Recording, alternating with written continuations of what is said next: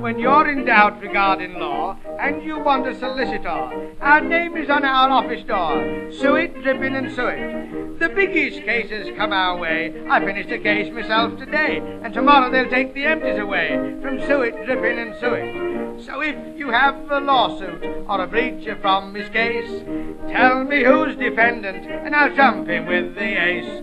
And if you shouldn't win, well, you're bound to get a place. So bop along and see me in the morning. I'm going to be busy.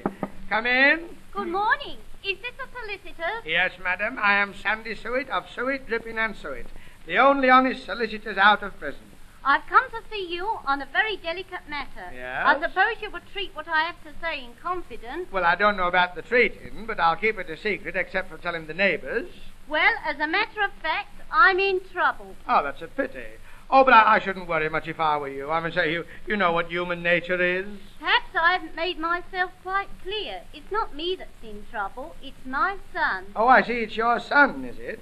This is beginning to look serious. Well, I'll just make a few notes. Now, let's start at the beginning. Now, what is your name? Mrs. Hopkins. But it's not me that's in trouble. It's my son. Yes, I know that. But first of all, tell me, how did he get into this trouble?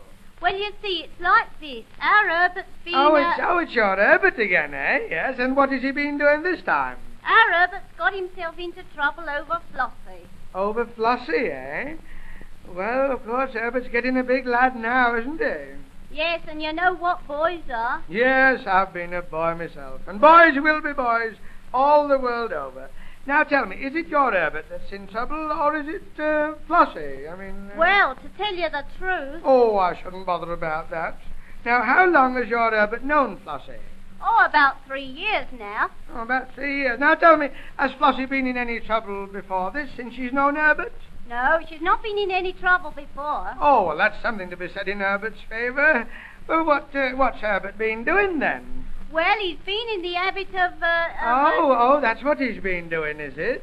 You don't understand me. I was going to say that he's been in the habit of calling for Flossie every night and taking her for a walk. And last Thursday he took her for a walk on the common. Ah, now we're coming to it.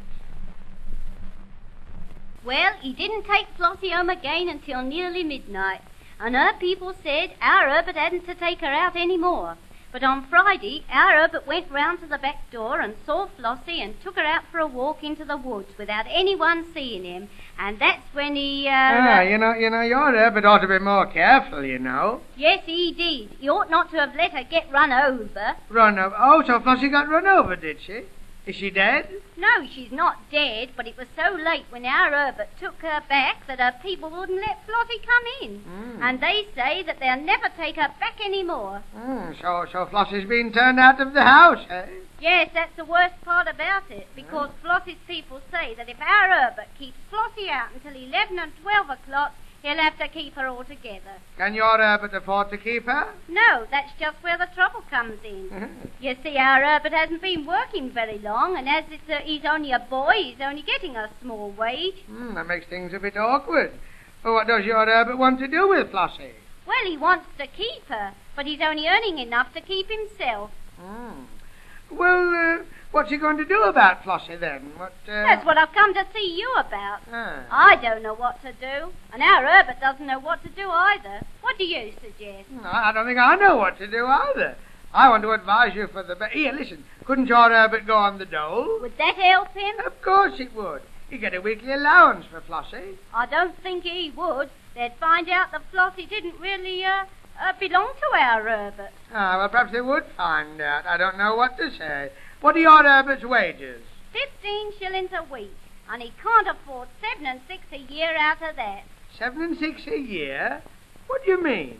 Well, it's 7 and 6 a year for a dog license, isn't it? Oh, dear. The police wouldn't allow our Herbert to keep the dog without a license. What do you suggest? Flossie's a dog, eh? Yes, a dog. Oh, dear. Well, listen, I'll tell you what I suggest. You tell your Herbert to fasten a chain round Flossie's neck and go down to the river and throw her in. Anything else? Yes.